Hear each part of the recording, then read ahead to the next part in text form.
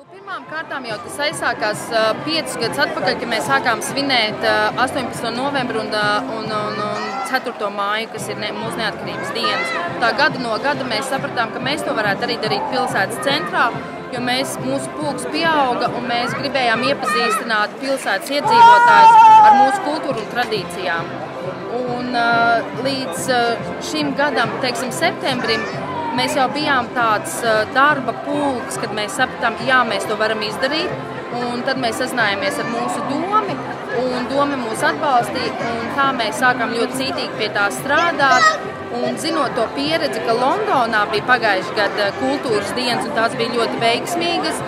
Un mēs sekojām viņu iedrošinājumam, ka mēs arī gribam tās kultūras dienas, lai viņas būtu veiksmīgas šeit, Pīterboro. Un izskatās jau, ka viņas ir veiksmīgas, jo pirmām kārtām mēs esam izlūgušies labu laiku, kas ir pats svarīgākais, lai cilvēki būtu priecīgi. Un ir tik daudz viesu sabraukuši, īpaši jau Čekavas koris, un kas visus priecē, un, protams, arī visi pārējie. Kā bija ar atbalstu tieši no vietējās domas? Kā viņiem bija interesi vai Jā, atbalsts no vietējās domas, tieši no tā departamenta, kas ir atbildīgs par šo pilsētas centru daļu, un viņu noslogotību, viņi bija ļoti atsaucīgi. Mums notikās katru mēnesi sapulces pie viņiem domē.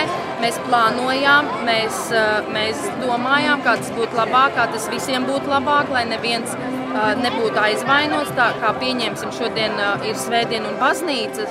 No rīta bija no 10 līdz 12. Tādēļ pasākums sākās tajā pilsētas, tajā ielas daļā, lai mēs netraucētu baznīcu. Viss tika saskaņots, un mēs ļoti daudz saņēmām tieši atbalstu, kā būtu labāk, jo doma to ir darījusi pirms tam, un viņi mums varēja to ieteikt.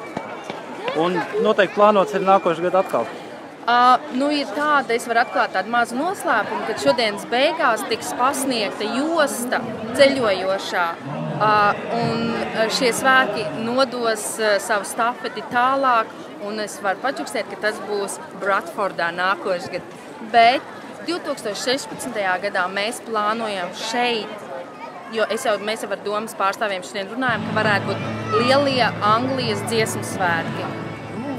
Jā, tā kā mums ir 2 gadu garums, lai to saplānot, un jau mums ieteikums nāca no domas, ka tas varētu notikt augusta beigās kopā ar Alus svētkiem Anglijā. Tas ir domāts tā kā pilsētas centrā vai kaut kur nomalē? Tas ir tepat netālu no šejienes. Jā, tā vairs nebūtu šī iela, bet es pieļauju, ka tas varētu būt, kā Latvijā tas ir, kad kāda daļa uzstājās vienā vietā, kāda daļa uzstājās otrā vietā, un kad visa pilsēta varbūt pat būtu ar latviešiem, kas kaut ko dara kādā vietiņā.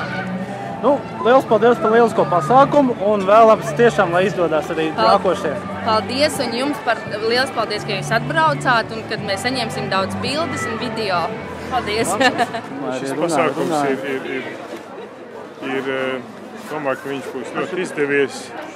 Visas latviešu biedrības Lielbritānijā tomēr ir salikušas kopā spēkus un apvienojušas savus radošos spēkus, deju kopas, korus, arī Latvijas kori ir pievienojušies.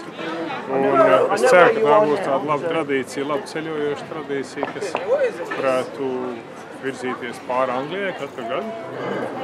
Un tādu kultūras dienu dot ieskatu zināšanas vairāk Britiem par to, kas ir Latvija, kādas ir mūsu tradīcijas, kāda ir mūsu kultūra.